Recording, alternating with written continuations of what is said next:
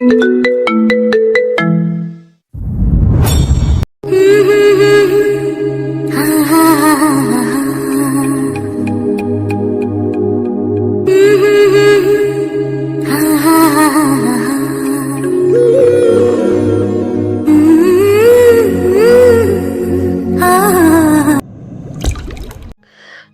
বাড়িতে চুরি করতে এসে ও বুক কাঁপলো না তোমার মেয়ে? তোমার সাহস দেখে আমি অবাক হয়ে গেছি। কিভাবে পারলে বাসা ভর্তি মেহমান এত এত সিকিউরিটি থাকা সত্ত্বেও চুরির মতো এত নিচু একটা কাজ করতে? আমাদেরকে বলতে পারতে তোমার কত টাকা প্রয়োজন। এমনিতেই মন্ত্রী মশাই অনেক দয়ালু, সাধারণ জনগণের জন্য তার সর্বত্র বিলিয়ে দিতে কুণ্ঠাবোধ করেন না তিনি। তোমার যা প্রয়োজন আমাদের বলতেই হতো, তোমার প্রয়োজন অনুযায়ী সবটা পেয়ে যেতে, কিন্তু তুমি সেটা না করে চুরির পথ বেছে নিলে। By the way, who are you? তোমাকে তো আমরা কেউই ইনভাইট করিনি, তাহলে তুমি বিনা ইনভাইটেশনে মন্ত্রীর মেয়ের জন্মদিনের পার্টিতে কি করছো? নাকি এখানকার আসল মূলধন চুরি করার জন্যই মাস্টার প্ল্যান সাজিয়ে মন্ত্রীর বাড়িতে ঢুকেছো, তাই না? Answer me damn it. ভদ্রমহিলার ধমকে কেঁপে উঠল শিখা, কিন্তু কোনো উত্তর দিল না। শিখার থেকে কোনো রেসপন্স না পেয়ে ভদ্রমহিলা আবারও বলল, ড্রেসআপ দেখে তো ভালো ফ্যামিলির মনে হচ্ছে। তোমার পারিবারিক কি তোমাকে চুরি করার শিক্ষা দিয়ে বড় করেছে? কি হলো, কথা বলছো না কেন? নাকি কথা বলতে পারো না? বোবা তুমি? বোবা হয়েও চুরি বিদ্যাটা তো খুব ভালো করে শিখেছো দেখছি। বাসা ভর্তি মেহমানদের সামনে চুরির অপবাদে অপমানিত হয়ে শিখার এই মুহূর্তে মনে হচ্ছে নিজেকে শেষ করে দিতে। শিখা কখনো ভাবেনি এমন একটা বাজে পরিস্থিতির শিকার হতে হবে তাকে। দর্শনেন্দ্রিয় আজ কোনো বাদ মানছে না তার। আপনা আপনি পানি গড়িয়ে পড়ছে দর্শনেন্দ্রিয় থেকে। চারিদিকে সবাই তার দিকে অধীর আগ্রহে তাকিয়ে রয়েছে। অনেকে আবার বলা বলি করছে, এর জন্যই প্রবাদে বলা হয়েছে চকচক করলেই শোনা হয় না। উপরে উপরে কি সুন্দর মায়াবী চেহারার একটা মেয়ে, অথচ ভেতরে ঠিকই ভেজাল রয়েছে। ওই যে বলে না, উপরে ফিটফাট ভেতরে সদরঘাট। অবশ্য মেয়েটার সাহসের প্রশংসা না করলেই নয়। মন্ত্রীর বাড়িতে এসেছে চুরি করতে বলেই অট্টহাসিতে ফেটে পড়ল সবাই। মন্ত্রীর স্ত্রী আলিশা মির্জা শিক্ষার থেকে কোনো রেসপন্স না পেয়ে অধৈর্য কণ্ঠে আবারও জিজ্ঞেস করল, এই মেয়ে, শাড়ির আঁচলের নিচে কি লুকিয়েছো দেখি? দেখি কত দামি জিনিস চুরি করেছো। দেখাও বলছি, না হলে এর ফল কিন্তু খুব খারাপ হবে। কাম অন মম, ওর মতো থার্ড ক্লাস মেয়ের পেট থেকে কথা বের করতে আমার হাতের একটা থাপড়ই যথেষ্ট। কিন্তু ওর মতো ছোটখাটো চোর ধরা পুলিশের কাজ, সিআইডির নয়। আর এই নম্রতা মির্জা কখনো ছুঁচো মেরে হাত গন্ধ করে না। আমি এক্ষুনি পুলিশকে কল করছি। পুলিশ এসে 2-4 ঘা দিলে এমনিতেই মুখ খুলবে। মন্ত্রীর বাড়িতে এসে চুরি করার স্বাদ হাড়ে হাড়ে টের পাবে। Just wait and see. বলে নম্রতা পুলিশকে কল করতে যাবে তার আগে কোথা থেকে একজন সুদর্শন পুরুষ ছুটে এসে বলল, স্টপ নম্রতা, আই সেড স্টপ। পুলিশকে কল করার কোনো প্রয়োজন নেই। কিন্তু স্যার, ও একটা চোর। চুরির জিনিসও হাতে নাতে ধরা পড়েছে এই মেয়ে। না জানি কত দামি জিনিস চুরি করেছে, যে আমাদের দেখানোরও সাহস পাচ্ছে না। আমাদের এক্ষুনি ওকে পুলিশে দিতে হবে। ও শিক্ষা আমার cousin. Are you sure sir? তোমার কি মনে হয় আমি তোমার সাথে রসিকতা করছি? তোমার সাথে আমার রসিকতার সম্পর্ক? না মানে স্যার, আপনি তো ওর ব্যাপারে আমাকে কখনো কিছু বলেননি। আমি ওকে চিনিও না, তাই জিজ্ঞেস করলাম। তোমাকে বলার প্রয়োজন মনে করিনি, তাই বলিনি, বুঝছো তুমি?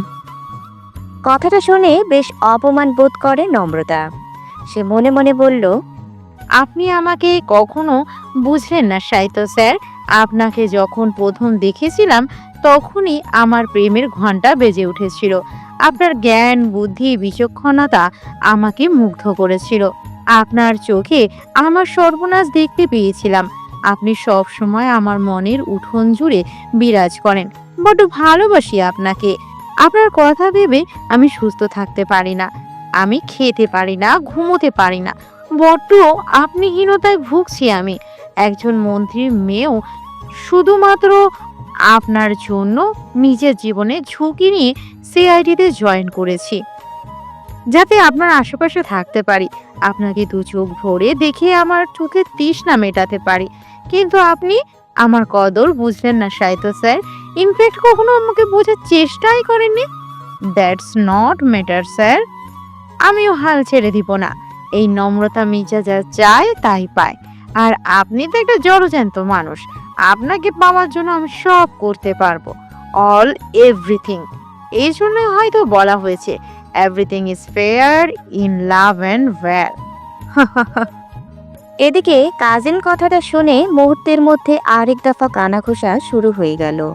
সাহিত্য শিকদার শহরের সবার কাছে নামকরা একজন সিআইডি অফিসার নামে পরিচিত, আর একজন সিআইডি অফিসারের কাজিন কিনা একজন চোর। সবার মধ্যে আগ্রহ সৃষ্টি হয় মেয়েটা ঠিক কি চুরি করেছে দেখার জন্যে। সবার আগ্রহ দামাতে সাহিত্য এসে শিক্ষাকে বলল, আমার মা যেমন কিছু রাখলে না শিক্ষা। আমি বাবা মাকে বারবার বলেছিলাম তোকে যেন এই পার্টিতে না নিয়ে আসে, কিন্তু তারা আমার কথা শোনেনি। ঠিকই আপদ নিয়ে এসে আমার গলায় ঝুলিয়ে দিয়েছে। বাবা মা তোকে দেখে রাখার দায়িত্ব আমার উপর দিয়ে গেছিল।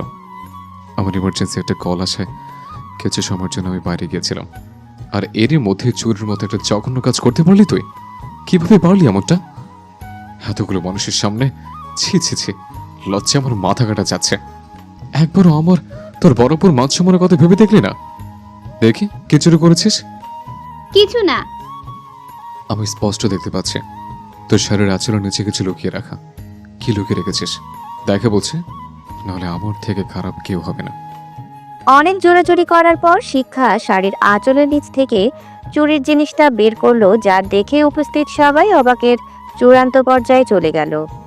শিখার হাতে চুরির জিনিসটা দেখে স্বয়ং মন্ত্রী মহোদয় এগিয়ে এসে বলল, আরে এটা তো সিআইডি ডিপার্টমেন্টের নাম করা এসিপি রায়হান মীরের ছবি, যে কিনা আজ থেকে 10 বছর আগে তার স্ত্রী রায়হা মীর আর তার মেয়ে উষ্ণতা মীরের সাথে সব পরিবারে নিখোঁজ হয়েছিল। এত বড় একজন এসিপি নিখোঁজ হয়েছিল, অথচ আজ পর্যন্ত তার কোনো হদিশ মেলেনি। জানি ও না আদৌ সে বা তার পরিবারে কেউ জীবিত আছে কিনা। মুহূর্তের মধ্যেই সাহিত্যর কপালে চিন্তার স্পষ্ট ছাপ ফুটে ওঠে। সাহিত্য ভাবতে থাকে, শিক্ষাকে ছোটবেলা থেকে দেখছে, ওর মধ্যে চোরা স্বভাবের কোনো লক্ষণ প্রকাশ পায়নি। আমিও ভাবতে পারিনি ও এমন জঘন্য একটা কাজ করতে পারে। তাছাড়া মন্ত্রীর বাড়িতে এত দামি দামি জিনিসপত্র, ধন দৌলত, টাকা পয়সা থাকতে ও কেন একজন এসিবির ছবি চুরি করলো, যে কিনা আজ থেকে 10 বছর আগে নিখোঁজ হয়েছে। But I know very well, লাভে লোহা বয়, বিনা লাভে তুলা বয় না। এই ছবি চুরির পেছনে নিশ্চয়ই কোনো না কোনো কারণ আছে, কিন্তু কি এমন কারণ থাকতে পারে এই ছবি চুরি করার পেছনে? একটা চোরের সাথে একই টেবিলে বসে আমি খেতে পারবো না পাপা। ঠিক এজন্যই আমি হোস্টেল থেকে বাড়িতে আসতে চাই না। এখানে এসে সবসময় একটা বাইরের মেয়ের জন্য তোমাদের আধিক্যতা দেখতে আমার জাস্ট বিরক্ত লাগে। তুমি কাকে বাইরের মেয়ে বলছো আবৃতি?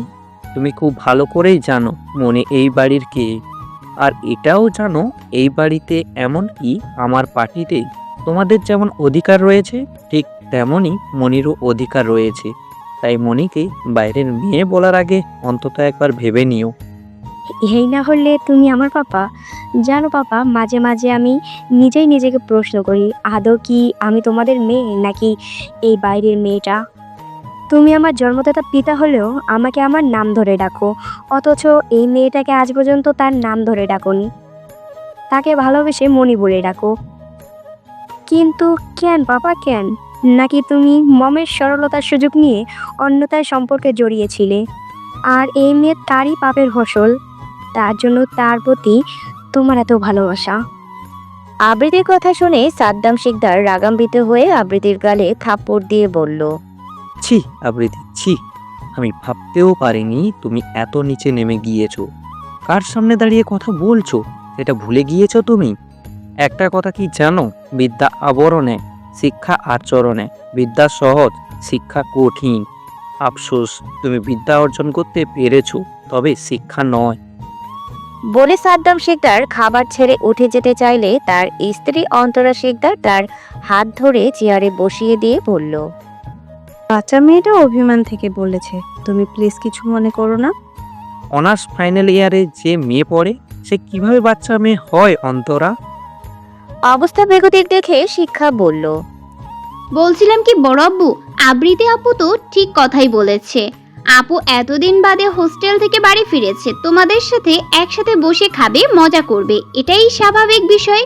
কিন্তু আমি মাঝখান থেকে এসে তোমাদের ডিস্টার্ব করলাম। তুমি আবৃতি আপুকে আর কিছু বলো না প্লিজ। এখন এত ভালো সাজার নাটক করতে হবে না তোর। আর কিসের আবৃত্তি আপু? হ্যাঁ, ডোন্ট কল মি আবৃত্তি আপু। তোকে আমি আগেও বলছি আর এখনও বলছি, আমাকে তুই আপু ডাকবি না। তোর মুখ থেকে আমি আপু ডাক শুনতে চাই না, আমাকে আবৃত্তি ম্যাম বলবি। ঠিক আছে আবৃতি ম্যাম বলে শিখা চেয়ার ছেড়ে উঠতে গেলে অন্তরা জিজ্ঞেস করলো, হ্যাঁ রে শিক্ষা, তুই আবার না খেয়ে উঠছিস কেন? আসলে বড় আম্মু, আমি ভুলে গিয়েছিলাম যে দাদির ঔষধ খাওয়ার সময় হয়ে গিয়েছে। তাছাড়া পায়ে তেল গরম করে মালিশ করে দিতে হবে। তোমরা বরং খাও, আমি পরে খেয়ে নিব। আবৃতির কথায় শিখা কষ্ট পেয়ে চলে যেতে চাইছে, ব্যাপারটা বুঝতে পেরে অন্তরা বলল, ঠিক আছে যা। 70 বছর বয়সী জাকিয়া জেসমিন সাদ্দাম শিকদারের আম্মা, যার প্রত্যেকটা কথা এই শিকদার ভিলার সবাই অক্ষরে অক্ষরে পালন করে। হঠাৎ 2 দিন আগে বাথরুমে পা পিছলে পড়ে গিয়ে তিনি হাঁটুতে বেশ আঘাত পেয়েছেন, যার ফলে হাঁটাচলা করতে পারছেন না। এজন্য তার খাবার, ঔষধ, গোসল যাবতীয় কাজ শিক্ষাকে করতে হচ্ছে। শিখা এসে দেখে তিনি সবেমাত্র খাবার শেষ করেছেন।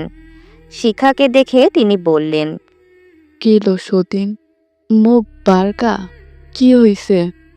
কিছু হয়নি বুড়ি, হলে তো এতক্ষণে ওঙ্গা ওঙ্গা করে কান্না শুরু করতো। তাইলে মুখে কুলু পিটে রইসুস্কা? কিছু না, এমনিতেই। তুমি বুড়ি এত কথা না বলে তাড়াতাড়ি ঔষধটা খেয়ে নাও। পায়ের ব্যথা কি কমেছে? আর কি তেল মালিশ দিতে হবে? দিলে তো একটু আরাম পাইতাম। তার আগে আমার চুলটা আশ্রিয়ে দে তো। ঠিক আছে বলে শিক্ষা চিরুনি দিয়ে জাকিয়ার মাথা আছড়ে দিচ্ছে। এমন সময় সাহিত্য এসে বলল, শিক্ষা, আমার রুমে তো একটু, তোর সাথে একটু জরুরি কথা আছে। আপনি যান, আমি হাতের কাজ সেরে আসছি। এক্ষুনি আয়, আমার হাতে সময় নেই, আমাকে বেরোতে হবে। বলে সাহিত্য নিজের রুমে চলে গেল। জাকিয়া জেসমিন পান চিবুতে চিবুতে ফোড়ন কেটে বলল, চুলো রয়েছে ক্ষীর, আমার পরাণ কি থায়ে থির। দাঁড়াও বুড়ি, বড় আব্বুকে বলে তোমার পড়া স্থির করার ব্যবস্থা করছি। বলবো আজকালের মধ্যেই যেন ম্যারেজ মিডিয়াতে পাত্র চেয়ে বিজ্ঞাপন দেয়। কোনো বুড়োর দেখা পেলে পরাণ এমনিতেই স্থির হয়ে যাবে। আমার পরাণ এমনিতে ধীর আছে রে সতীন, এইদিকে আবার কারো পরাণ ছটফট করছে। যা গিয়ে পরাণটা আর একটু স্থির করে দিয়ায়। ঠিক আছে, তুমি তাহলে বিশ্রাম করো, আমি তেল গরম করে নিয়ে আসবো। ঠিক আছে, তাড়াতাড়ি যা তুই। শিখা এসে দেখল সাহিত্য রেডি হচ্ছে, হয়তো অফিসে বা অন্য কোথাও যাবে। শিখা সাহিত্যর সামনে দাঁড়িয়ে বলল, কি চাই? আপাতত তুই হলে চলবে। মানে? সাহিত্য শিখার হাতে খাবারের প্লেট ধরিয়ে দিয়ে বলল, মানে এটাই যে এত খাবার আমি খেয়ে শেষ করতে পারিনি। আর তুই খুব ভালো করে জানিস খাবার নষ্ট করা আমি একদম পছন্দ করি না, তাই বাকি খাবারটুকু তুই খেয়ে নে। আপনার এটো খাবার খেতে আমার বয়েই গেছে। বলে শিক্ষা চলে যাওয়ার জন্য পা বাড়ানোর আগেই সাহিত্য শিক্ষার হাত ধরে বলল, খাবি না, okay done, but I want to ask you something. আমি আপনার কোনো প্রশ্নের উত্তর দিতে বাধ্য নই। That's not matter. বাধ্য কিভাবে করতে হয় সেটা সাহিত্য শিকদারের খুব ভালো করে জানা আছে। বলে সাহিত্য শিখার কোমর জড়িয়ে ধরে নিজের সাথে মিশিয়ে নিয়ে বলল, যা যা প্রশ্ন করব একদম ঠিক ঠিক উত্তর দেবে। আর হ্যাঁ, একদম মিথ্যা বলার চেষ্টা করবি না। আমি খুব ভালো করে জানি তুই কোনো না কোনো উদ্দেশ্য নিয়ে মন্ত্রীর বাড়িতে গিয়েছিলে। কী সে উদ্দেশ্য, কেন গিয়েছিলে? সাহিত্যর স্পর্শে কেঁপে ওঠে শিক্ষা, সারা শরীরে বিদ্যুৎ বয়ে যায়। কিন্তু শিক্ষা কোনো প্রতিক্রিয়া না করে কথা ঘুরিয়ে বলল, আপনি বুঝি এভাবেই মেয়ে ক্রিমিনালদের মুখ খুলতে বাধ্য করেন? What an idea sir, that's great. রদ দেখাও হলো আর কলা বেচাও হলো। What do you mean by রদ দেখা হলো আর কলা বাঁচা হলো? এই যে মেয়েদের সংস্পর্শ পেলেন আবার উত্তরও পেলেন, যাকে বলে এক ঢিলে দুই পাখি মারা। তুই কিন্তু আমার কথা এড়িয়ে যাচ্ছিস শিক্ষা। তুই হয়তো ভেবেছিস কথা ঘুরিয়ে আমার থেকে ছাড়া পেয়ে যাবে, কিন্তু না। তুই যাই বলিস না কেন, আমার প্রশ্নের উত্তর না পাওয়া পর্যন্ত আমি তোকে ছাড়ছি না। আপনিও হয়তো ভেবেছেন অন্য মেয়েদের যেভাবে জড়িয়ে ধরে কথা আদায় করেন ঠিক সেভাবেই আমার থেকেও কথা আদায় করতে পারবেন, কিন্তু আপনার সেই ধারণা ভুল। লিসেন শিক্ষা, আমি মোটে মেয়েদের জড়িয়ে ধরে কথা আদায় করি না। তাদের জন্য মেয়ে অফিসার আছে। বাই দ্য ওয়ে, আমি মেয়েদের কাছাকাছি গেলে তোরও তো সমস্যা কোথায়? তোর কি চলে? লিসেন শিক্ষা, কোথাও মনে হচ্ছে পুরো পুরো গন্ধ পাচ্ছে। ভালো টাল বাসিস নাকি আমাকে? আর বাসলেও তাড়াতাড়ি বলে দে, বিকজ সাহিত্য শিকদার কিন্তু এক পিসে আছে। সাহিত্য শিকদারকে হারালে আপনি মেয়েদের কাছাকাছি যান, মেয়েদের হাগ করেন, কিস করেন বা তাদের সাথে ইন্টিমেট হন, আপনার যা ইচ্ছা হয় করুন, বাট আই ডোন্ট কেয়ার। এতে আমার ডলার কি আছে? আর রইল ভালোবাসার কথা, আমি আপনাকে ভালোবাসবো এইটা আপনি ভাবলেন কি করে? প্রয়োজনে হিরো আলমকে ভালোবাসবো, তবু আপনার মতো মানুষকে কখনো ভালোবাসতে যাব না। তাছাড়া আমি আগেও আপনাকে বলেছি আর এখনো বলছি, আপনার প্রতি আমার কোনো ইন্টারেস্ট নেই। যে না চেহারা নাম রাখছে তার পেয়ারা, এমন ভাব করছে যেন তার প্রতি আমার ইন্টারেস্ট বেয়ে বেয়ে পড়ছে। আয়নাতে কখনো নিজের চেহারা দেখেছিস? শুধু ফার্মের পোলট্রি মুরগির মতো সাদা হলেই হয় না, চেহারার মধ্যে মায়া থাকা লাগে, যার দিকে তাকিয়ে এক যুগ পার করে দেওয়া যাবে। আর তোর দিকে তাকলে মনে হয় কোনো রক্ত চুষে ডাইনি আমার দিকে তাকিয়ে আছে, যে কোনো সময় ঘাড় মোটকে রক্ত চুষে খেয়ে শূন্য করে দেবে। তাছাড়া তুইও খুব ভালো করে জানিস এই সাহিত্য শিকদারের জন্য কত মেয়েরা পাগল। তুই শুধুমাত্র একটা সেলফি তোলার জন্য কত মেয়েরা ক্রাইম সিনের পাশে দাঁড়িয়ে থাকে, সে সম্পর্কে তোর কোনো ধারণাই নেই। আর কোথাকার কোন ফার্মের সাদা মুরগি আসছে আমাকে ইন্টারেস্ট দেখাতে। তোর ইন্টারেস্ট ধুয়ে তুই পানি খা। পচা জিনিসের উপর বেশি মাছি ভন ভন করবে, এটাই স্বাভাবিক, কিন্তু কিছু লোক এটা বোঝে না। তারা নিজেকে বলিউডের সুপারস্টার মনে করে। শুনুন মিস্টার, আমি যদি ফার্মের সাদা পোল্ট্রি মুরগি হই তাহলে আপনিও ধলা মূলো, আর মূলো আমি ঘেন্না করি, ঘেন্না, বুঝেছেন আপনি? এসব আলতু ফালতু ল্যাঙ্গুয়েজ নিশ্চয়ই বড়ি থেকে শিখেছিস, তাই না? ওই বড়ি না জানে আর কে কে শিখিয়েছে তোকে? যাই হোক, আমি কিন্তু এখনও আমার প্রশ্নের উত্তর পাইনি। তুই এ কথা সে কথা বলে আমার সর্বনষ্ট করেছিস। এখন ঝটপট আমার প্রশ্নের উত্তর দে। শিখা কিছু বলতে যাবে তার আগে সাদ্দাম শিকদারের গলা শুনতে পেল। তিনি প্লেটে খাবার নিয়ে এসেছেন শিক্ষার জন্য। সাদ্দাম শিকদারের সাড়া পেয়ে সাহিত্য শিক্ষাকে ছেড়ে দিয়ে অফিসের উদ্দেশ্যে রওনা হলো।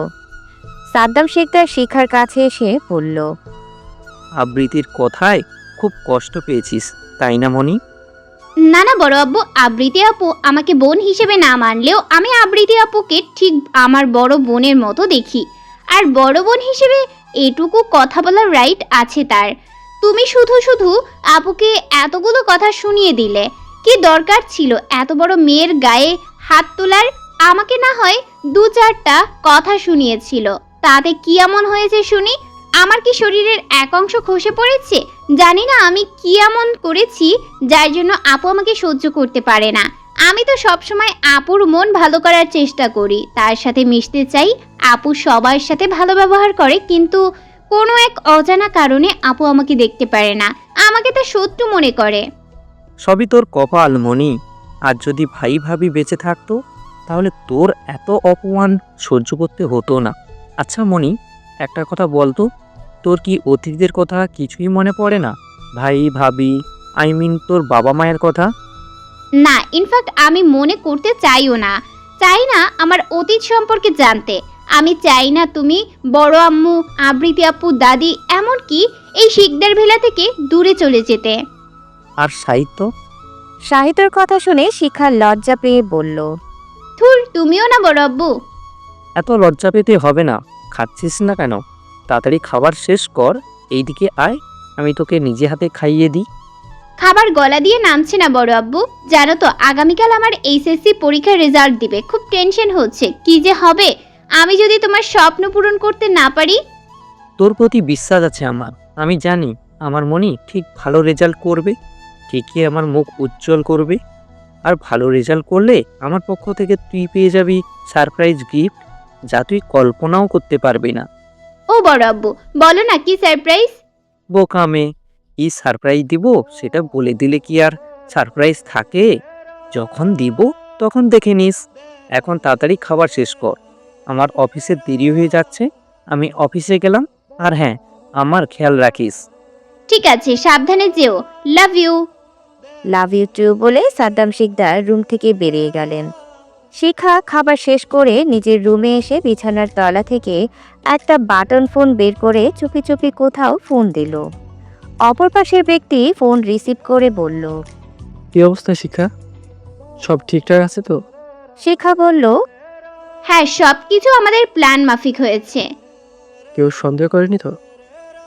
না না, কেউ কিচ্ছু টের পায়নি। সবাই ভেবেছে আমি হয়তো মন্ত্রীর বাড়িতে ছবি চুরি করতে গিয়েছিলাম। আমার আসল উদ্দেশ্য কেউ টের পায়নি। আরে ওই এসিপি রায়হান মেয়ের না জানি কি নাম, যাকে আমি চিনিও না, কখনো দেখিনি, যার সম্পর্কে কিছু জানি না, তার ছবি কেন চুরি করতে যাব বলো তো? যাই হোক, এই লোকটার ছবি শেষ মুহূর্তে আমাকে বাঁচিয়ে দিয়েছিল, না হলে কি যে হতো আমার। মন্ত্রীর বাড়িতে সাংবাদিকও ছিল। মন্ত্রী মহোদয় আসলে অনেক দয়ালু। তিনি ব্যাপারটা নিজেদের মধ্যে সীমাবদ্ধ রেখেছেন, তা না হলে আজ হয়তো ব্রেকিং নিউজে আমার নাম আগে থাকতো। একটা কথা মনে রাখিস শিখা, তুই সিআইডি অফিসারের বাড়িতে অবস্থান করছিস। একবার যদি সাহিত্য তোকে সন্দেহ করে, তুই কিন্তু একদম শেষ হয়ে যাবি। সবসময় চোখ কান খোলা রাখবি আর সাবধানে থাকবি। হ্যাঁ হ্যাঁ, সাবধানে থাকবো, তুমি টেনশন করো না। যখন যা হয় আপডেট দিবি। ডোন্ট ওয়ারি, আমি তোমাকে সবটা জানাবো। ঠিক আছে, রাখছি, বাই। শিখা বাই বলতে যাবে তার আগেই পুরুষালী কণ্ঠ ভেসে আসলো। তুই লুকিয়ে লুকিয়ে কার সাথে কথা বলেছিস শিক্ষা? শিখা চুপ ইশারে পা দিয়ে ফোনটা খাটের নিচে লুকিয়ে মনে মনে বলে। লোকটা আমার রুমে কখন এসেছে কে জানে। লোকটা কি সব শুনে নিল নাকি? ও মাই গড, তাহলে কি আমার এতদিনের পরিশ্রম ব্যর্থ হয়ে যাবে? লোকটা জেনে যাবে আমার ব্যাপারে সবকিছু। তোকে কিছু জিজ্ঞেস করেছি আমি শিক্ষা, কার সাথে কথা বলছিস? আর তোর হাতে কি ছিল দেখি, তোর হাত দেখা। তোকে না আমার মোটের সুবিধার মনে হচ্ছে না। সত্যি করে বলতো, কে তুই? তোর আসল উদ্দেশ্য কি? কেমন আছে যার সাথে তোর লুকিয়ে লুকিয়ে কথা বলতে হচ্ছে?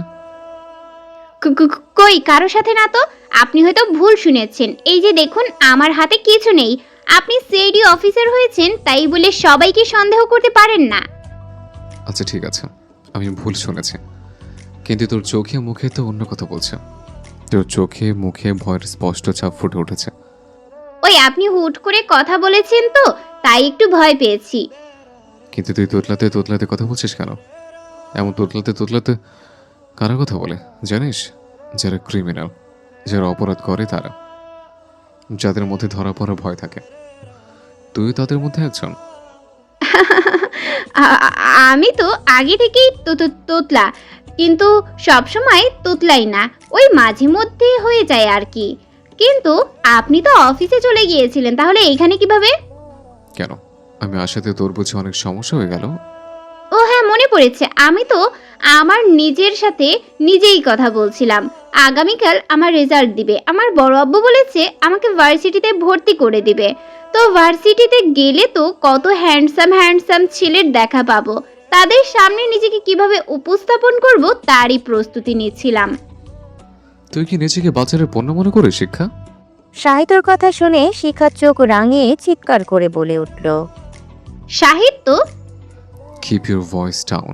Don't show your temper to me. উচিত কথা বলে শুনতে খারাপ লাগবে, এটাই স্বাভাবিক। তাছাড়া ভুল কিছুতে বলিনি আমি, তুই এটাই ডিজার্ভ করিস। দেখুন সাহিত্য।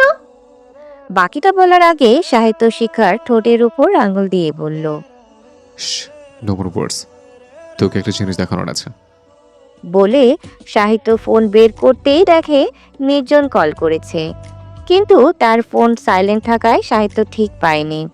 সাহিত্য মুচকে হেসে ফোন রিসিভ করতেই ওই পাশ থেকে নির্জন বলল।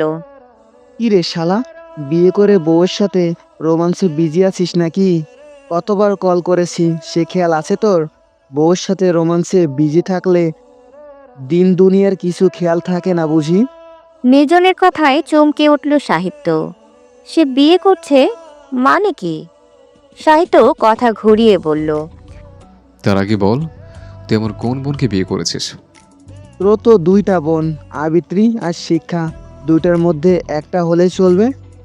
তোর রুচি এত নিচে আমি জানতাম না নির্জন। তুই খুব ভালো করে জানিস শিক্ষা আমার বোন না, ইনফ্যাক্ট আমাদের পরিবারে কেউ না। বাবা ওকে রাস্তা থেকে করে পেয়েছিল, আর তুই তাকে বিয়ে করার কথা ভাবছিস? জাস্ট রিডিং ইয়ার, ডোন্ট বি সিরিয়াস। আমার একটা জরুরি কাজ আছে, রাখছি আমি। I will call you later. এত তারা কিসের? আসল কথাই তো বলা হয়নি। এত ভনিতা না করে বলতো কি বলবি? আরও দুইটা মেয়ে খুন হয়েছে। What rubbish are you talking about? আমি যা তা বকছি না সাহিত্য, এটাই সত্যি যে আরও দুইটা মেয়ে খুন হয়েছে। আর আশ্চর্য করা বিষয় হলো পূর্বের ন্যায় এদেরও বুক থেকে হৃৎপিণ্ড বের করে নেওয়া হয়েছে, অথচ এদের মধ্যেও পূর্বের খুন হয়ে যাওয়া মেয়েদের মতো না আছে কোনো ধস্তাধস্তির চিহ্ন, আর না আছে ইন্টিমেট হবার কোনো লক্ষণ। ঘটনাস্থলের আশেপাশে হৃৎপিণ্ড চিবানোর কয়েক টুকরো পাওয়া গেছে। ভাবতেই কেমন গা গুলিয়ে বমি আসছে। একটা মানুষ ঠিক কতটা সাইকো হলে মানুষের হৃৎপিণ্ড কাঁচা চিবিয়ে খাওয়ার মতো দুঃসাহস দেখাতে পারে?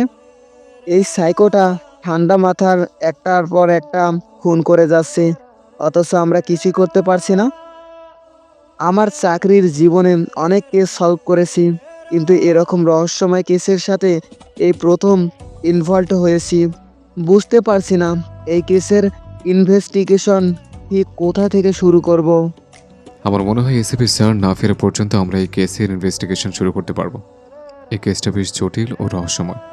তাছাড়া ফরেন্সিক ডক্টর শাফান মাহমুদও আমাদের কাঙ্ক্ষিত কোনো তথ্য দেয়নি। তার ভিত্তিতে আমরা এই কেসের ইনভেস্টিগেশন শুরু করব। এসিপি স্যার দু একদিনের মধ্যে সুইজারল্যান্ড থেকে বেরোতে ফিরবেন। এর মধ্যে আমাদের কোনো না কোনো ক্লু খুঁজে বের করতে হবে। আমার কি মনে হয় জানিস, খুনি নিশ্চয় কোনো মেয়ে। কিসের ভিত্তিতে বলছিস? খুনি একজন মেয়ে? কোনো প্রমাণ আছে তোর কাছে? Just curiosity. খুনি যদি কোনো পুরুষ হতো নিশ্চয় এত সুন্দরী সুন্দরী মেয়েদের সাথে ইন্টিমেট হওয়া ছাড়াই তাদেরকে খুন করতো না। আর যদি পুরুষ হয়েও থাকে, আমার মনে হয় সে তোর সহজাত ভাই, তোর মতোই রসকসহীন পুরুষ। তার মধ্যে ভালোবাসা, মায়া, মমতা কিছুই নেই, যে নিজের কাজ ছাড়া অন্য কিছু ভাবে না। তুই নিজের অবস্থানের কথা ভুলে যেতে পারিস নির্জন, কিন্তু আমি কখনই আমার অবস্থানের কথা ভুলি না। যেখানে আমার নিজের জীবনের কোনো নিশ্চয়তা নেই, আজ আছি হয়তো কালকে নিউজ প্রেস মিডিয়ার সব জুড়ে সিআইডি অফিসার সাহিত্য শেখদের মৃত্যুর সম্বন্ধে জর্জরিত হয়ে থাকতে পারে। আমি চাই না আমার এই অনিষ্টের জীবনে অন্য কাউকে জড়িয়ে তার জীবনটা নষ্ট করে দিতে। এসব প্রেম, ভালোবাসা, মায়া, মমতা আমাদের জন্য নয় নির্জন। তুই এমন ভাব করছিস যেন সারা জীবন তুই চিরকুমার থাকার পণ করেছিস।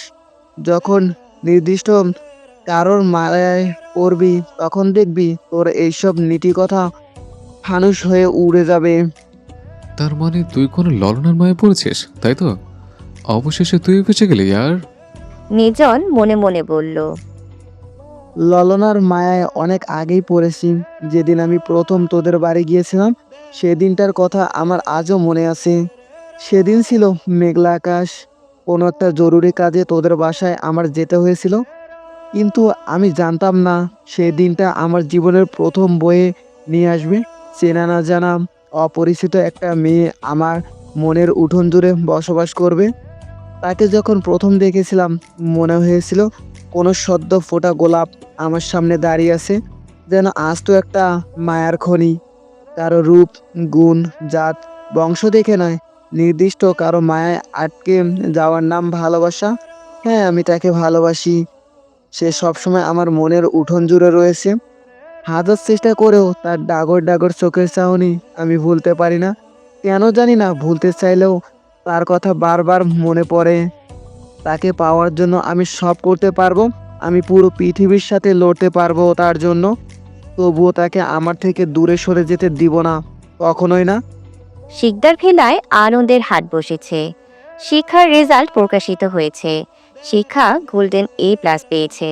সেই উপলক্ষে সাদ্দাম শিকদার তার অফিসে মিষ্টি বিতরণ করেছেন।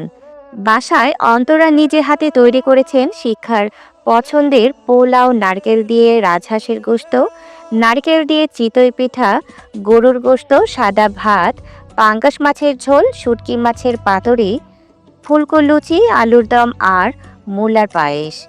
সাধারণত সব সময় মূলা পাওয়া যায় না। শিখা মূলার তরকারি অপছন্দ করলেও মূলার পায়েস তার খুব পছন্দের। এই জন্য অন্তরা মূলার সিজনে কিছু মূলা কুচি কুচি করে কেটে সিদ্ধ করে ডিপে রেখে দিয়েছিল। আর আজ স্পেশাল দিনে শিক্ষার জন্য তিনি স্পেশাল রান্না করেছেন। মোটামুটি একটা উৎসবমুখর পরিবেশ সৃষ্টি হয়েছে শিকদার ভিলায়। অন্তরা সবে রান্নার পর্ব শেষ করে কিচেন থেকে বেরিয়েছে। এমন সময় কলিং বেল বেজে উঠল। অন্তরা দরজা খুলে দেখে তার স্বামী সাদ্দাম শিকদার এসেছেন। হাতে একটা গিফট বক্স রয়েছে। তিনি অন্তরাকে জিজ্ঞেস করলো, মনি কোথায়? মনিকে দেখছি না যে। আছে হয়তো আমার রুমে।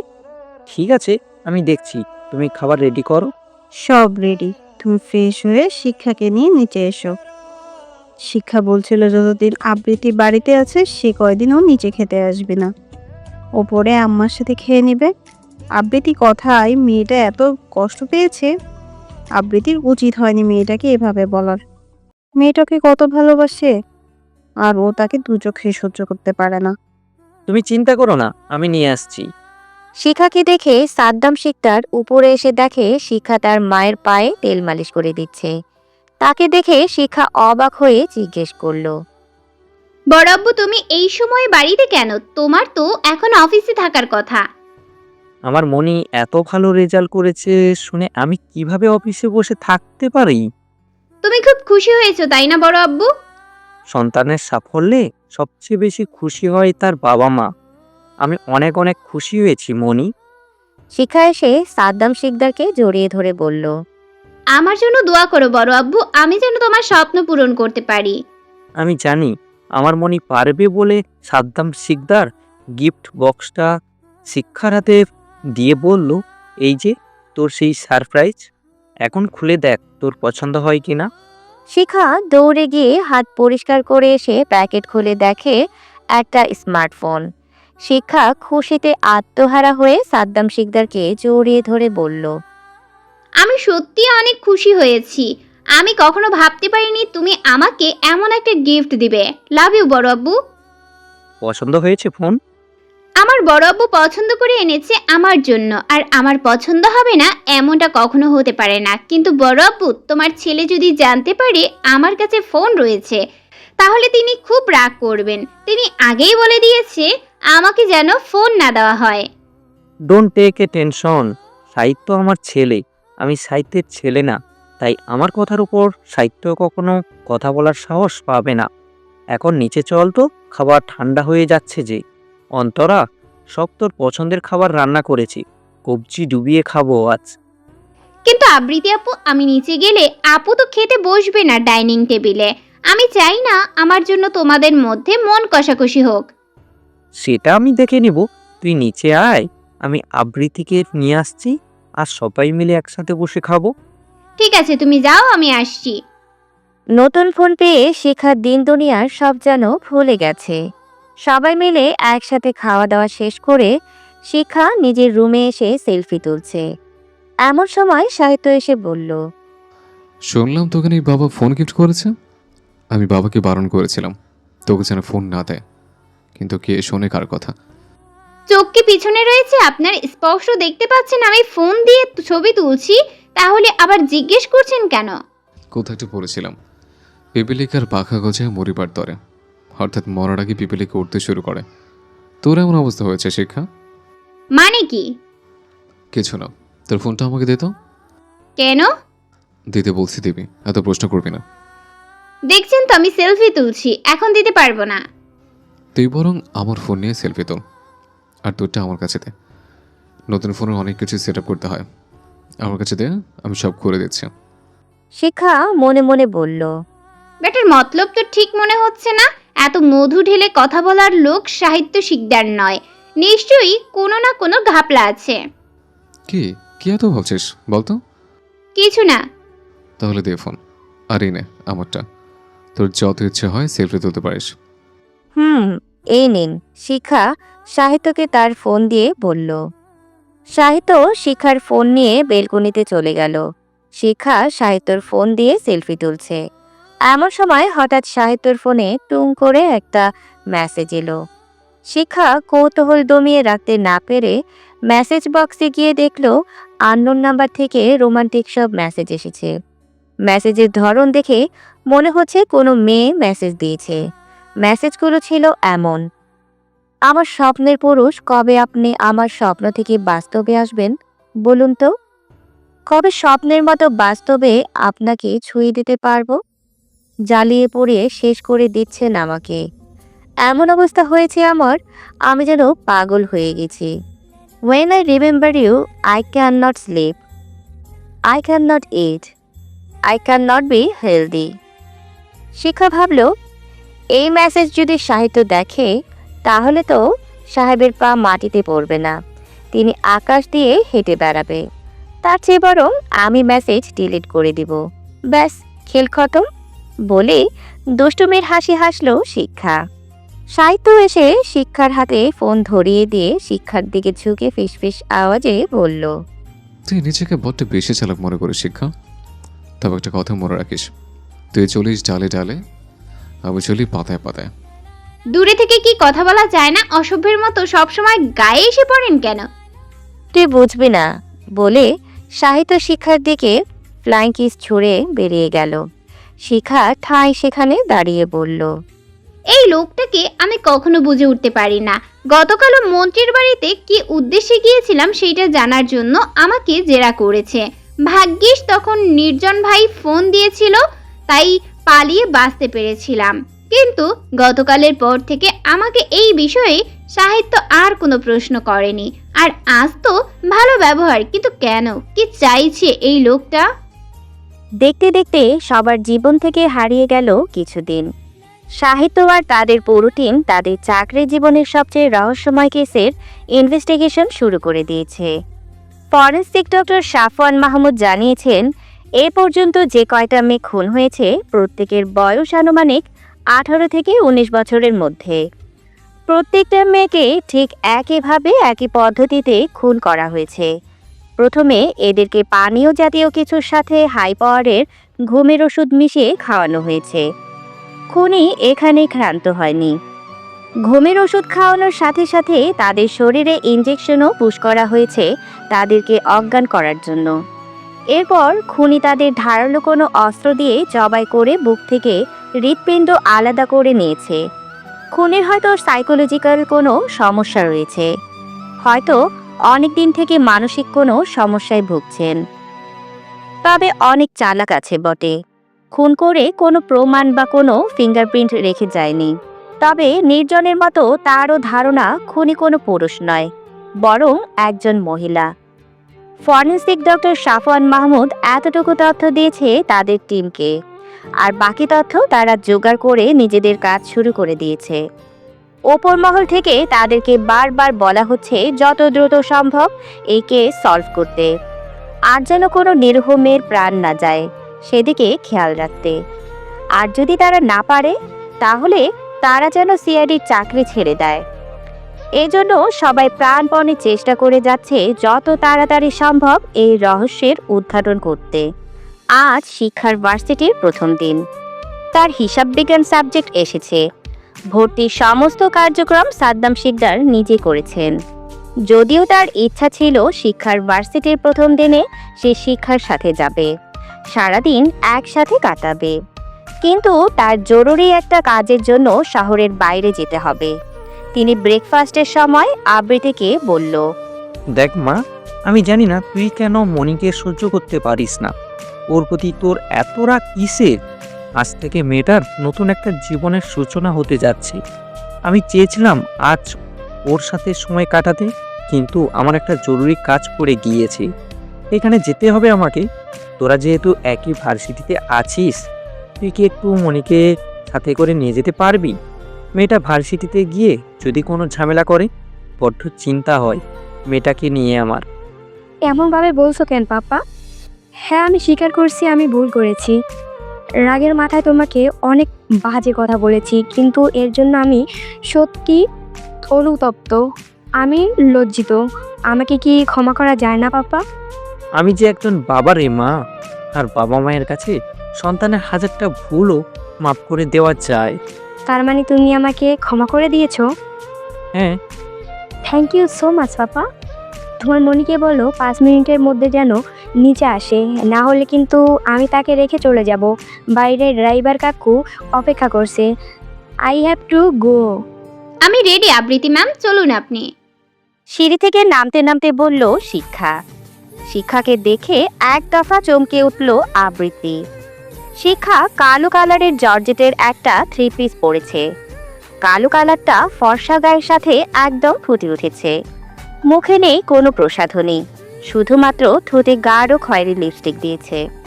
হাঁটু অবধি লম্বা স্ট্রেট চুলগুলো ছেড়ে দিয়েছে। দেখলে কেউ বলবে না এটা ন্যাচারাল চুল, সবাই ভাবে হয়তো পার্লার থেকে চুল স্ট্রেট করা হয়েছে। ডাগর ডাগর চোখের চাহনি, পাগল করা হাসি, সব মিলিয়ে লম্বা চওড়া গড়নের মিষ্টি একটা মেয়ে। চলুন আবৃতি ম্যাম, যাওয়া যাক। বলে তারা বেরোতে যাবে তার আগে কাজের মেয়ের সাথে এসে বলল, সফর আফা, আপনারে অনেক বিউটিফুল লাগছে। I have a crush on you. Sahitya ভাইজান যদি আজ আপনারে দেখতো একদম সুইট হয়ে পড়ে থাকতো। একটা নজর টিকা লইয়ে যান, যাতে কারো নজর না লাগে সফর আফা। সাথীর কথায় অন্তরা এসে বলল, ওটা বিউটিফুল না বিউটিফুল হবে সাথী? এসব ভুলভাল ইংরেজি কোথা থেকে শিখেছিস তুই? আর তোকে কতবার বলেছি না ওর নাম শিক্ষা, সফর নয়। শিক্ষা আফা বলতে গেলে আগে আগে ওই শিক্ষা সফর কথাটা আমার মাথায় চলে আসে, তাই আমি সংক্ষেপে তাকে সফর আফা ডাকি। তবে দুইটা কিন্তু একই কথা হলো, আই মিন যে লাউ সেই কদু। প্রায় ঘন্টা খানিক পরে গাড়ি ভার্সিটির সামনে এসে দাঁড়ালো। আবৃতি গাড়ি থেকে নেমে তার প্রাণপ্রিয় বান্ধবী প্রিয়া তার জন্য গেটের বাইরে অপেক্ষা করছে। আবৃতি প্রিয়াকে দেখা মাত্র দৌড়ে তাকে গিয়ে জড়িয়ে ধরল। প্রিয়া তার কাজিনের বিয়েতে গ্রামে গিয়েছিল কিছুদিনের জন্য, যার জন্য কয়েকদিন তাদের দেখা হয়নি। তার গ্রামে নেটওয়ার্কের সমস্যা থাকার কারণে তাদের মধ্যে কোনো যোগাযোগ হয়নি। অনেকদিন পরে বান্ধবীর দেখা হয়ে আবৃতি এতটা আবেগপ্রবণ হয়ে গিয়েছিল যে শিক্ষা নামে কেউ তার সাথে এসেছে এটা আবৃতি ভুলে গিয়েছে। আবৃতি শিখাকে রেখে ক্যাম্পাস থেকে বেশ দূরে একটা নির্জন জায়গায় চলে যায়। দুই বান্ধবী বাহারি আলাপে মেতে উঠেছে। এমন সময় পেছন থেকে পুরুষালী কণ্ঠ ভেসে আসে, আজকে তোমাকে অনেক বেশি হট লাগছে বোয়াম পাখি। দিন দিন আরো বেশি হট হয়ে যাচ্ছ। তোমার হট হওয়ার পিছনে গোপন রহস্য জানতে পারি? আবৃত্তি, তুই কি আজও চুপ করে থাকবি? ওই দিগন্ত বদমাসকে কিছুই বলবি না? তুই কেন কে বলছিস না? তুই একজন সিআইডি অফিসারের বোন। দিগন্ত দিনের পর দিন তোকে হ্যারাস করছে, তুই মুখ বুঝে সহ্য করছিস কেন? কিন্তু কেন? দেখ, আমি যদি সবাইকে বলি আমি একজন সিআইডি অফিসারের বোন, সবাই আমাকে ভয়ে এড়িয়ে চলবে, কেউ আমার সাথে মিশতে চাইবে না। আমি এখানে পড়াশোনা করতে এসেছি, পাপার টাকা পয়সা বা ভাইয়ের পাওয়ার দেখাতে নয়। তাছাড়া তুই খুব ভালো করে জানিস পাপা আমাকে এই ভার্সিটিতে ভর্তি করাতে চায়নি। আমি শুধুমাত্র তোর জন্য এখানে ভর্তি হয়েছি, তাই পাপা বা ভাইয়াকে এই সম্পর্কে কিছু বলতে পারবো না। আর তো মাত্র কয়েকদিন, এরপর আমাদের গ্র্যাজুয়েশন শেষ হয়ে যাবে। তারপর দিগন্ত না আমাদের দেখা পাবে আর না আমাকে বিরক্ত করতে পারবে। এখন তাড়াতাড়ি চল, ওকে যত এড়িয়ে চলা যায় ততই আমাদের জন্য মঙ্গল। বলে আবৃতি আর প্রিয়া পা বাড়ানোর আগেই দিগন্ত এসে আবৃতির ওড়না হাতে মুঠো নিয়ে বলল, এত তাড়া কিসের সুন্দরী? আমার মনে যে আগুন তুমি জ্বালিয়েছ, সেই আগুন আগে নিভিয়ে দিয়ে যাও। আমি কিন্তু চিৎকার করব। ও আচ্ছা, বেবি চিৎকার করবে? আরে হ্যাঁ, করো, চিৎকার করো। এই নির্জন জায়গায় তোমার চিৎকার শুনে কেউ আসবে না। হলেও যদি চলে আসে, এই দিগন্ত আগরওয়ালের সামনে দাঁড়ানোর সাহস পাবে না। আরে সবাই জানে দিগন্ত আগরওয়াল যা চায় তাই সে আদায় করে নেয়। তাই আজ আমার হাত থেকে তোমাকে কেউ বাঁচাতে পারবে না মাখন বেবি। বলে দিগন্ত আবৃতির ওড়না ধরে নিজের দিকে টান দিতে যাবে, তার আগে কেউ একজন দিগন্তের গালে ঠাস ঠাস করে থাপ্পড় মেরে দেয়। থাপ্পড় খেয়ে দিগন্ত চোখ বন্ধ থাকা অবস্থায় বলল, কার এত বড় কলিজা যে দিগন্ত আগরওয়ালের গালে থাপ্পড় মারে? সেই কলিজা আমি কেটে টুকরো টুকরো করে রাস্তার কুকুর দিয়ে খাওয়াবো। তৎক্ষণাৎ মেইলি কণ্ঠে ভেসে ওঠে, আমার, এবার তুই যা করবি কর, দেখি তুই ঠিক কি করতে পারিস, আমিও দেখি তোর ক্ষমতা কতটুকু।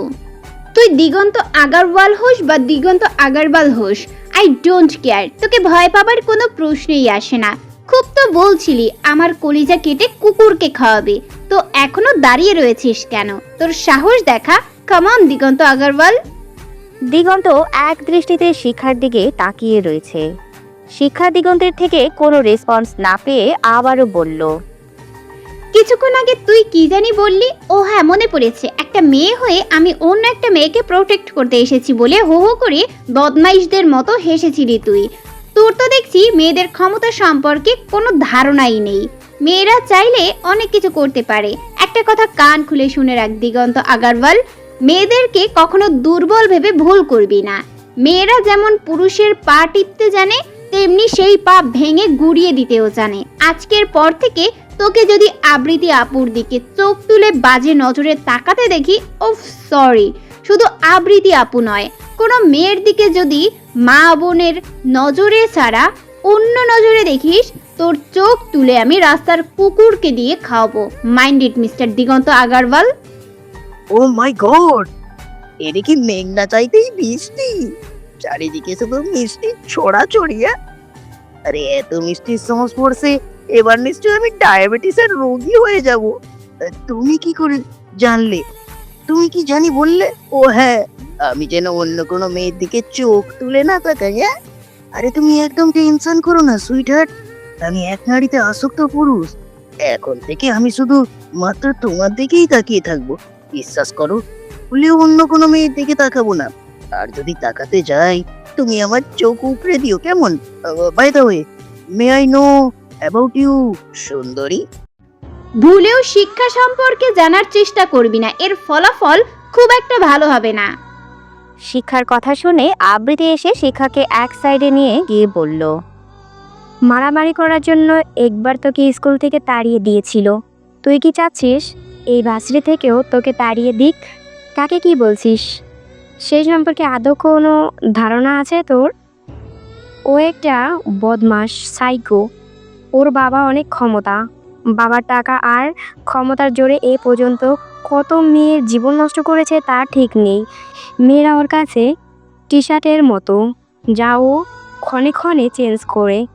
আর তুই এর মতো একটা সাইকোকে থাপ্পড় দিলি, ঘুমন্ত বাক্যে জাগ্রত করে দিলি। ওই আগারওয়াল আপনাকে টিচ করছিল, আর আপনি কিছু না বলে চুপ করে মুখ বুজে সহ্য করেছিলেন।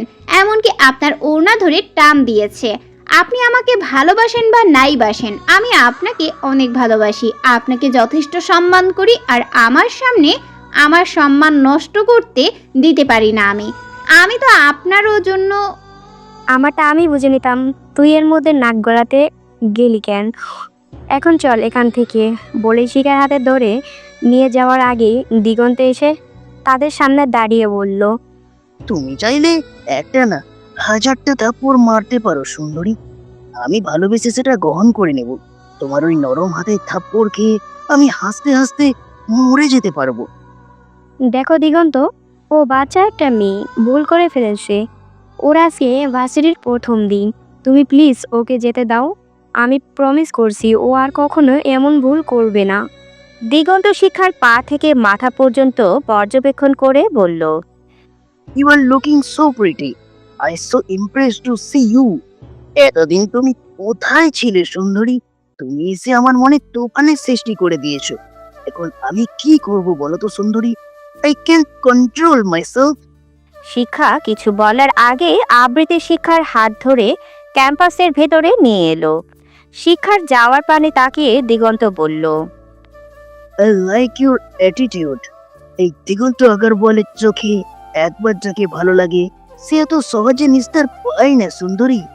I knew you even for one night. কিন্তু এই সুন্দরীর যে ঝাঁজ মনে হয় না এত সহজে আমার কাছে বন্দি হবে। কিন্তু আমার তো তোমাকে চাই বেবি, অ্যাট এনি কস্ট। কিন্তু এটা কিভাবে সম্ভব? Yes, idea.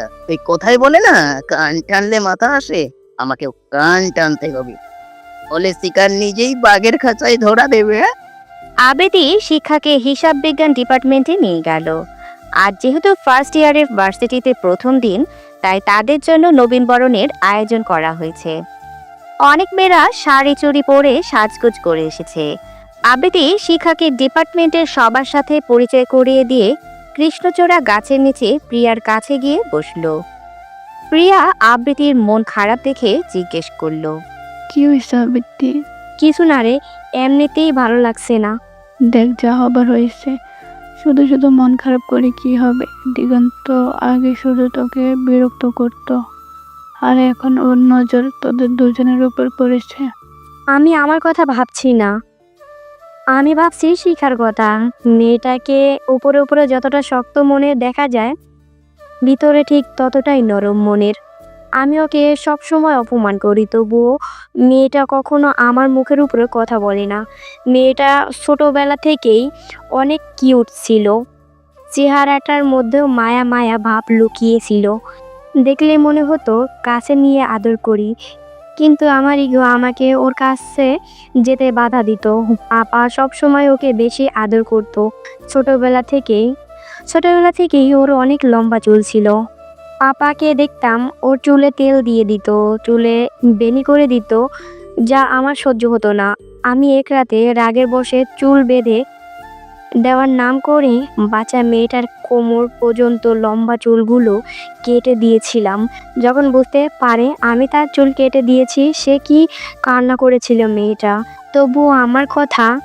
তবুও পাপাকে আমার কথা বলেছিল না যে আমি ওর চুল কেটে দিয়েছিলাম। মেয়েটাকে কতভাবে অপমান করেছি তার ঠিক নেই, কিন্তু সেই মেয়েটা আজ আমার সম্মান রক্ষা করলো। আমি একটা বিষয় বুঝতে পারি না, তুই সবার সাথে এত ভালো ব্যবহার করিস, বড়লোক বাবার মেয়ে হয়েও শুধুমাত্র আমার জন্য এমন একটা ভার্সিটিতে ভর্তি হয়ে মধ্যবিত্ত পরিবারের মেয়েদের মতো চলাফেরা করিস। নিজেকে সবসময় সাধারণ মনে করিস, কিন্তু শিখার প্রতি এত রাগ, ক্ষোভ, অপমান, অবহেলা কেন? তোর ভালোবাসার মানুষ যদি আমাকে ভালোবাসে, তখন তোর কেমন লাগবে প্রিয়া? তুই পারবি চোখের সামনে নিজের ভালোবাসার মানুষকে অন্য কারো হতে দিতে? নিজের ভালোবাসার মানুষের মনের উঠান জুড়ে অন্য কেউ বিরাজ করুক, এটা সহ্য করতে? নিজের ভালোবাসার মানুষের চোখে অন্য কারোর প্রতি ভালোবাসা দেখতে? মানে আমার ভালোবাসার মানুষ ওকে ভালোবাসে কি নেই আমার বলতো প্রিয়া? আমি যথেষ্ট সুন্দরী, শিক্ষিত, বড়লোক বাবার একমাত্র মেয়ে, তবুও নির্জন ভাই আমাকে ছেড়ে ওই বাইরের একটা মেয়েকে তার মনের উঠোনে জায়গা দিল, তাকে ভালোবাসলো। কেন প্রিয়া? আমি কি নির্জন ভাইয়ের ভালোবাসা পাওয়ার যোগ্য না? কি এমন আছে ওই শিখার মধ্যে যা আমার মধ্যে নেই? কেন নির্জন ভাই আমাকে ভালোবাসতে পারলো না? মানুষ যা আছে কখনো তা পায় না, আর যা পায় কখনো সেটা চায় না। চাওয়া পাওয়া এই দ্বন্দ্বে আমাদের চিরন্তন হয়ে থেকে যাবে। ধর, আমি যাকে পছন্দ করি সে পছন্দ করে তোকে, কিন্তু তোর কাছে তার ফিলিংসের কোনো দাম নেই। তুই নির্জন ভাইকে চাস, কিন্তু নির্জন ভাই তোকে চায় না। তার মনের উঠোন জুড়ে অন্য কারো বসবাস। তোর তাকে ভালোবাসা উচিত যে তোকে ভালোবাসে। মরে শিখার পিছনে ছুটে কোনো লাভ নেই আবেদতে। নির্জন ভাই শুধুমাত্র শিখার জন্য আমাকে ইগনোর করে। শিখা না থাকলে নির্জন ভাই ঠিক আমাকে ভালোবাসতো। শিখা আমার চরম শত্রু, আর একজন শত্রুর সাথে আর কত ভালো ব্যবহার করতে বলছিস তুই? ও এটাই ডিজার্ভ করে। তোর কোথাও ভুল হচ্ছে আবেদতে। আমি শিখাকে যতটুকু চিনি, আমার মনে হয় না শিখা নির্জন ভাইকে পছন্দ করে। ইনফ্যাক্ট আমি শিখার চোখে নির্জন ভাইয়ের প্রতি কোনো ভালোবাসা দেখিনি, দেখেছি সম্মান, শ্রদ্ধা। দেখ আবেদতে, নির্জন ভাই যদি শিখাকে ভালোবাসে, এতে শিখার দোষ কোথায়? শিখা নির্জন ভাইকে ভাইয়ের নজরে দেখে, কেমন তো হতে পারে? শিখা নিজেও জানে না নির্জন ভাই ওকে এতটা ভালোবাসে। আবৃতি চোখের পানি মুছে বলল, বাদ দে প্রিয়া, ক্লাস শুরু হয়ে যাবে। নাও টাইম টু গো। চল। নবীন বরণ উপলক্ষে সকল ছাত্রছাত্রীদের ফুল দিয়ে শুভেচ্ছা জানানো হয়েছে। যেহেতু আজ প্রথম দিন, তাই শুভেচ্ছা বিনিময় আর পরিচয় পর্বের মধ্য দিয়ে শেষ হয়েছে প্রথম দিনের ক্লাস। ইতিমধ্যে শিক্ষার তুবা নামের একটা মেয়ের সাথে বেশ ভাব হয়েছে। যদিও মেয়েটার গায়ের রং একটু চাপা, তবে দেখতে ভারী মিষ্টি, অনেক সহজ সরল মিশুক প্রকৃতির। ক্লাসরুম থেকে বের হওয়ার সময় তুবা জিজ্ঞেস করলো, তুমি কিভাবে বাসায় ফিরবে শিখা? একা একা যাবে নাকি? কেউ নিতে আসবে? শিক্ষা ভাবছে, আবৃতি আপু নিশ্চয়ই এতক্ষণে বাড়ি পৌঁছে গিয়েছে। যে আমাকে দু চোখকে সহ্য করতে পারে না, সে কখনো আমার জন্য অপেক্ষা করবে না। শিখা নিজের মতো করে ভেবে কিছু একটা বলতে যাবে, তার আগেই আবৃতি এসে বলল, শিখা আমার সাথে যাবে, ও আমার কাজিন। শিখা অবাক হয়ে গেল আবৃতির মুখে তাকে কাজিন সম্বোধন করায়। আবৃতি এসে বলল, কেমন লাগলো ভার্সিটি লাইফের প্রথম দিন? অনেক ভালো লেগেছে, কিন্তু আপনি এখনো বাড়ি ফিরে যাননি কেন? তোর জন্য অপেক্ষা করছিলাম, ভাবছিলাম একা একা কি করবি না করবি, কিন্তু এখন তো দেখছি প্রথম দিনেই ফ্রেন্ড বানিয়ে নিয়েছিস। শিক্ষা তুবাকে দেখিয়ে বলল, ও তুবা খুবই ভালো মনের একটা মেয়ে। Nice to meet you. শিখার সাথে অবশ্যই একদিন আমাদের বাসায় আসবেন। সেম টু ইউ আপু। Bye, see you later. বলে আবৃতি শিক্ষা দুজনে নিজেদের গন্তব্যে ছুটে চলল। ঘণ্টাখানেক পরে আবৃতি শিক্ষার বাসায় পৌঁছে কলিং বেল দিলে সাদ্দাম শিকদার দরজা খুলে দেয়। আবৃতি শিক্ষার দুজনেই সাদ্দাম শিকদারকে দেখে অবাক হয়ে যায়। সাদ্দাম শিকদারকে দেখে অনেক রাগান্বিত মনে হচ্ছে। শিক্ষা সাদ্দাম শিকদারকে জড়িয়ে ধরে জিজ্ঞেস করলো, তোমার তো শহরের বাইরে থাকার ছিল, তুমি এই সময় বাড়িতে কেন বড় আব্বু? তুমি নাকি আজ ভার্সিটি গিয়ে একটা ছেলেকে থাপ্পড় দিয়েছো? তুমি তো জানো বড় আব্বু, অন্যায় দেখলে আমি স্থির থাকতে পারি না। যদিও অনেক সময় পরিস্থিতির চাপে পড়ে স্থির থাকতে হয়, কিন্তু তাই বলে সব সময় আমি ছেড়ে কথা বলতে পারি না।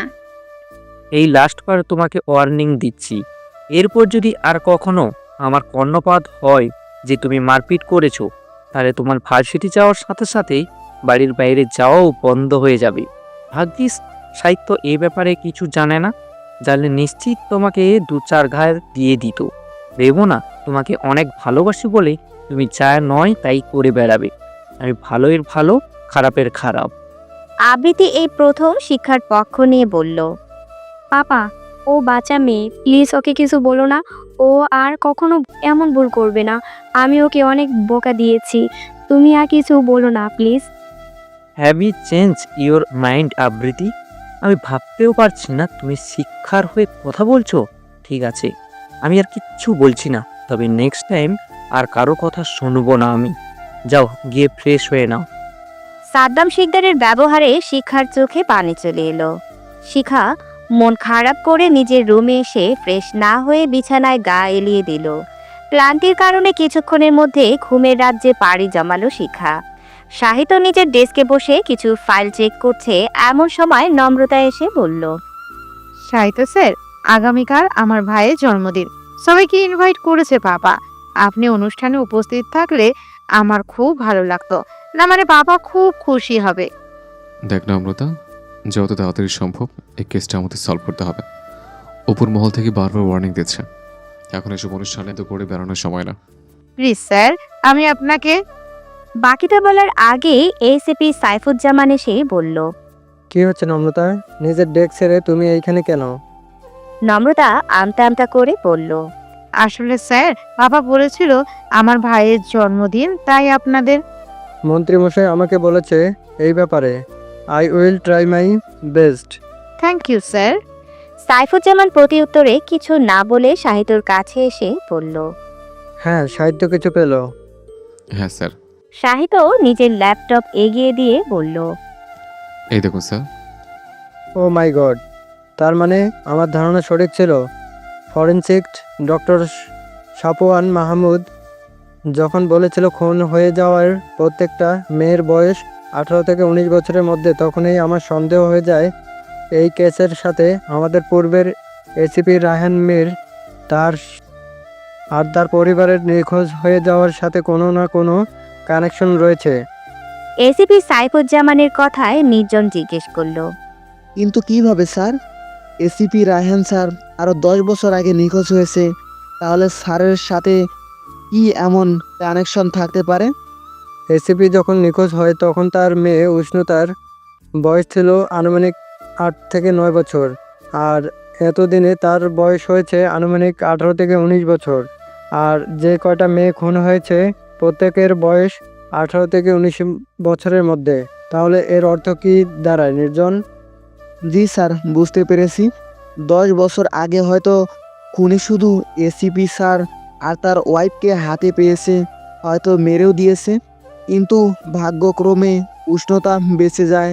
আর খুনি হয়তো এতগুলো বছর পর এটা জানতে পেরেছে যে উষ্ণতা বেঁচে আছে আর তার বয়স আনুমানিক 18 থেকে 19 বছর হয়েছে। সেই জন্য খুনি সেসব মেয়েদের টার্গেট করছে যাদের বয়স আনুমানিক 18 থেকে 19 বছরের মধ্যে। ইউ আর রাইট নির্জন। সবার কথা শুনে সাহিত্য বলল। স্যার, আবার এমনটা তো হতে পারে যে উষ্ণতা নিজে এই খুনগুলো করেছে। তোমার এমনটা মনে হওয়ার কারণটা কি সাহিত্য? স্যার, হয়তো উষ্ণতা জানতে পেরেছে তার বাবা মায়ের নিখোঁজ বা খুনের পেছনে যে মেয়েগুলো খুন হয়েছে তাদের পরিবারের কোনো সদস্য জড়িত রয়েছে। তারা যেমন উষ্ণতার থেকে ওর বাবা মাকে কেড়ে নিয়েছে, ঠিক তেমনি উষ্ণতাও তাদের থেকে তাদের মেয়েদের কেড়ে নিচ্ছে। না না, এটা হবে না। একজন এসিপির মেয়ে কখনো এমন করতে পারে না, আবার করতেও পারে। তবে যাই হোক, আমাদের সর্বপ্রথম এই খুনিকে খুন করা থেকে বিরত করতে হবে। কিন্তু কিভাবে খুনিকে বিরত করব খুন করা থেকে?